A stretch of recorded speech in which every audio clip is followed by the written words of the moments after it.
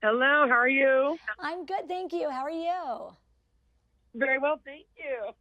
Now, Dr. Altman, where are you originally from? Southern California, Los Angeles area. Oh, okay.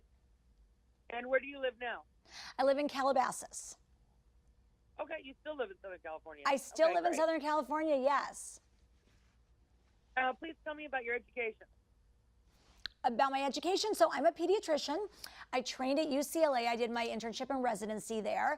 And after that, I went into a big group practice in Westlake Village for 15 years. And then 3 years ago, I opened my own smaller practice so I could spend more time focusing on nutrition and healthy lifestyle for kids and families. So, what is your present job title? I'm a pediatrician and founder of Calabasas Pediatrics. Thank you. Now, you've written quite a few books. Can you please tell me about them? Sure. I've written, I think 5 books, and most of them are related to, the health of babies and toddlers. So, how to feed your baby to really ensure that you end up with a healthy, nutrition-loving, non-picky eater. My latest book was called Baby and Toddler Basics, and it's 150 of the most common questions that parents ask their pediatrician. So everything from why is my baby snot green, to what's the best way to potty train my toddler, to what do I do when there's a fever in the middle of the night. Now, how many babies suffer from allergies? We are seeing a dramatic rise in allergies and asthma these days, and many factors come into play, but recent research has really pointed to disruption in the infant gut microbiome as playing a significant role. So historically, babies received good gut bacteria, B. infantis specifically, during the birthing process from their mom. But nowadays, due to antibiotic use and C-sections, a lot of moms don't have this to pass on to their babies. In fact, we have good data that shows that 9 out of 10 babies don't have this good protective gut bacteria. And when you don't have this good gut bacteria when you're a little one, you have overgrowth of bad gut bacteria. And it's this overgrowth of bad gut bacteria that causes inflammation and changes the immune system. And this is what's linked to a higher rate of asthma and allergies later on in life. Now, tell me a little bit more about this study. So, what else? What are some of the other findings, please? So the research came out of UC Davis, where they really do a lot of the top gut microbiome and nutrition and breastfeeding, research in the entire country. And so these scientists, basically have been studying baby poop, for 100 years, and they realized that, wow, the poop's changing. It has different gut bacteria. It's becoming more alkaline, so the pH is increasing. Babies nowadays are having more frequent stools than they used to. And all of these factors are really linked towards diseases later on in life, such as obesity and asthma and allergies. And so they isolated the good gut bacteria, B. infantis, and created a supplement product called Evivo that I now recommend for all of my new babies. It's a powder that you mix with breast milk and feed to your baby every day in life. Every day, starting early on in life.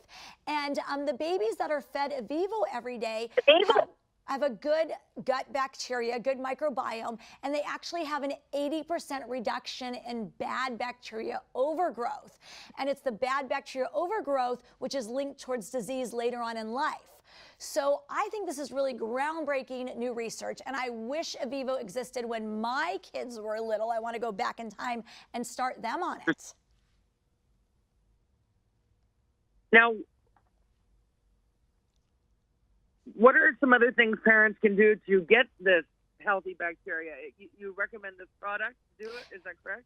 Yes, so in addition to feeding your baby Evivo every day with breast milk, when you start solids and as your baby grows, you want to make sure that you feed your baby a wide variety of healthy foods, especially the high fiber foods, because it's this fiber that feeds the good gut bacteria and creates a healthier environment for them to flourish. So we're talking about plenty of fresh fruits and vegetables, whole grains, beans, legumes. These are all really healthy things that we should all be eating every day, for our metabolism and for our, for our digestion and gut microbiome. Where can people find more information about this study itself? So for more information on the research and the product, go to avivo.com, and you can really learn the best way to set a good foundation for your infant's health as they grow. Now, do you have any additional information or tips that you'd like to give to parents? You know, other things I like to talk to parents about is just spending time with your babies. I mean, that's so important for their growth and development. So make sure you read to your baby every day. Get down on the ground and play with your baby. You know, put away the electronics. They don't need that at that age. Go outside, get fresh air, take them to the park. And of course, make sure that you see your pediatrician for all of your regular well-child checkups, as that's the best way to ensure that your baby is growing and developing properly. Great. Well, thank you very much. Is there anything else you'd like to add? I love speaking with you this morning. Thank you so much. I just encourage all moms to check out avivo.com. I think this new data is just groundbreaking, and I think it's really a great way to just ensure that your baby gets off to the right start for a healthy future. Well, a good question with this has always been for me that it just seems so common that children have allergies right now, and they didn't seem to have that many even 10 years ago. It actually is that kids have more allergies now, and people aren't just talking about it more now. Is that correct? You are right. We are seeing a dramatic increase in allergies nowadays. And, you know, as I mentioned, it's sort of multifactorial, which means a lot of factors come into play. You know, in some of the older theories were like the hygiene hypothesis. Are we keeping our kids too clean? Which sort of also, you know, plays into the whole like change in the gut microbiome that the UC Davis research, you know, has really showed that the babies today just don't have that good, healthy gut bacteria that they need to fight off the overgrowth of the bad gut bacteria that we know is linked to more allergies later on in life. So I really think that by, you know, adding probiotics to baby's diet when they're little, by making sure that you feed your baby a wide variety of high fiber foods, that, you know, we're hopefully in the future going to see a decrease in the allergy trends that we're having right now. I hope so too. Thank you very much for all this information, Dr. Altmann. Thank you for having me on.